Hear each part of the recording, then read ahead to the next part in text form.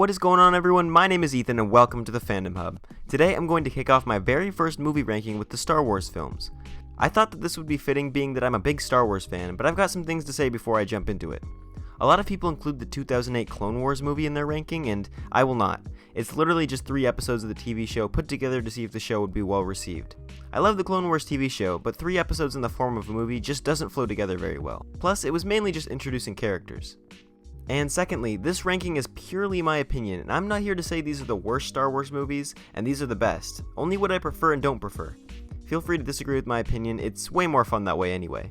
And without further ado, let's just jump right into it. Coming in at number 11 is The Last Jedi. Now, before I talk about the bad things about this movie, let's talk about the good. The cinematography and visuals look nice. Okay, that's about it. The story sucks, it's poorly written, it's riddled with plot holes, it undermines everything J.J. Abrams set up in The Force Awakens, it forces the rise of SKYWALKER to spend half the movie cleaning up after its mistakes, Rose was terribly written and possibly the worst character in Star Wars, no offense to the actress herself, Luke acts completely out of character the whole movie, they turn him from an intergalactic badass to some angry old hillbilly, Leia walking in space, the purple-haired idiot, the underutilization of Finn as a character, and completely casting him to the side for some random side plot with Rose. I could go on longer, but you get the point. If you haven't realized by now, I'm not the biggest fan of the sequel trilogy. I feel like they could have actually been decent if J.J. Abrams had directed all 3, but instead Mr. Rian Johnson with his minimal Star Wars knowledge had to come in here and ruin everything right in the middle of the trilogy. The problem with the sequels is they had no clear vision. Love or hate the prequels, they had a clear vision from the moment George was filming New Hope. The sequel trilogy feels so poorly written and loosely joined together that it's hard as a true Star Wars fan to enjoy them without thinking about how much better they could have been. So, out of the sequel trilogy, The Last Jedi is easily the weakest. This, I think, is the only Star Wars movie I truly hate. I can hardly find anything besides the visuals to enjoy. But hey, if you think this movie is fun, props to you. And at number 10, Attack of the Clones. While I do enjoy quite a bit of this movie, there are some heavy weak points. For starters, the Anakin and Padme relationship. Hayden Christensen and Natalie Portman are both fantastic actors. George Lucas just sucks at writing dialogue, romance scenes in particular. A lot of people criticize this movie for lacking action and being all political, but I really don't mind that. I enjoy the setup for the Clone Wars and everything about the Republic that they shed light on. I love the Camino scenes with Jango and Obi-Wan, I love Christopher Lee as Count Dooku. A lot of people hate the whole CGI Yoda with a lightsaber because they grew up watching him as a puppet, but I was born in 2002. I grew up loving the prequels just as much as the original trilogy. Now as I get older, I realize there's many flaws in the prequels, but I never found it odd that Yoda was able to fight like that. It always just made sense to me. I honestly prefer CGI Yoda to the puppet version, which I understand as a hot take. It's just what I grew up on. While this is the weakest of the prequel trilogy, I can still appreciate it. And at number 9, Solo.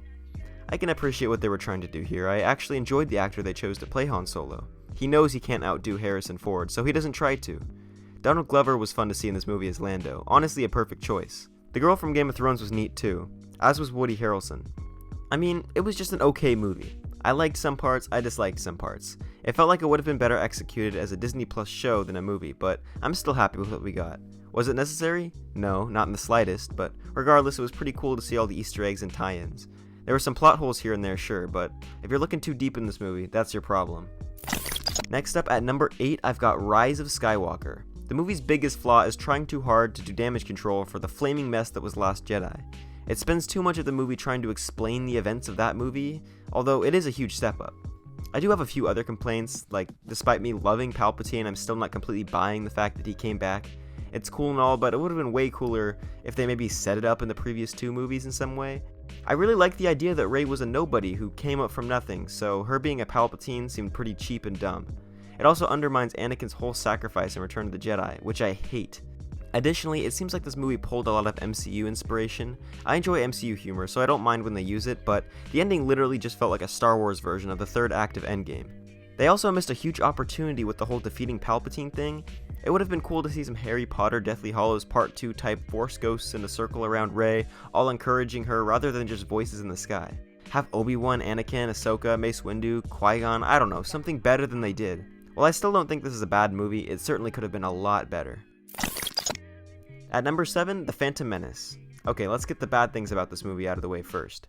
Jar Jar Binks, Kid Anakin, and the length of the movie. That's honestly it. I enjoy a lot more about this movie than I thought I did. It's cool to see the foreshadowing and Easter eggs. The Duel of Fate scene at the end is one of the greatest Star Wars scenes ever. Darth Maul is an excellent villain, and I think many people overlook the great parts about this movie just because of Jar Jar Binks. Yes, he is terrible, and he practically ruins the movie, but there's still a lot of great things in this movie that keep it just above some of the others. At number 6, The Force Awakens. Another okay movie, not something I found myself wanting to rewatch often, but I respect it. Yes, they played it insanely safe, but it's Disney, what do you expect? I mean, it's essentially the same plot as New Hope, but with some new characters. I think J.J. Abrams set up something cool. Yes, he made a few mistakes here and there, and yes, it doesn't really come close to the original trilogy, but it's a fun movie to watch. I really wasn't a fan of how they set up Finn to be force sensitive and then ultimately did nothing with it, but other than that, this is just a movie that got me interested to see what they would do next. Unfortunately, what they did next kind of destroyed all the setup in this movie, but oh well. And coming into my top 5, these are the Star Wars movies I really love. Rogue One. I have no clue why people hate on this movie. It's the gap that needed to be bridged between episode 3 and 4. It's also quite literally the closest to a war movie we've got in the Star Wars franchise. It feels gritty, all the characters are so fun and compelling, you know they're gonna die, which makes the whole movie so suspenseful. And don't even get me started on the Vader hallway scene. The last 20 minutes of this movie are just Star Wars at its finest. And at number 4, Return of the Jedi. Return of the Jedi is nearly a flawless movie. Sure, it's the weakest of the original trilogy, but even at that, it's still a classic. I love the different settings in this movie, I love the ominous music, I love the Luke Vader Palpatine scene at the end, I love the entire intro with Jabba on Tatooine. There's only 2 things that I really didn't care for in this movie. 1, they wasted Boba Fett. He could have been such a cool character, but instead they threw him into a Sarlacc pit in the first 30 minutes of the movie, and it's by a blinded Han Solo as a punchline. Other than that, and the occasional slow pacing, it's a great movie and extremely rewatchable. Unlike The Rise of Skywalker, it's a satisfying end to a trilogy. Before I get into my top 3, I wanted to ask you guys to take a few seconds out of your day to drop a like on the video and subscribe.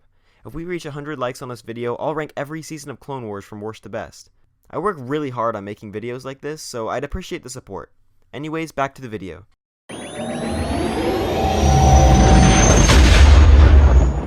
And at number 3, A New Hope. I honestly can't think of many flaws in this movie at all. It's got fantastic characters, great world building, and a perfect story and setup for the next movies.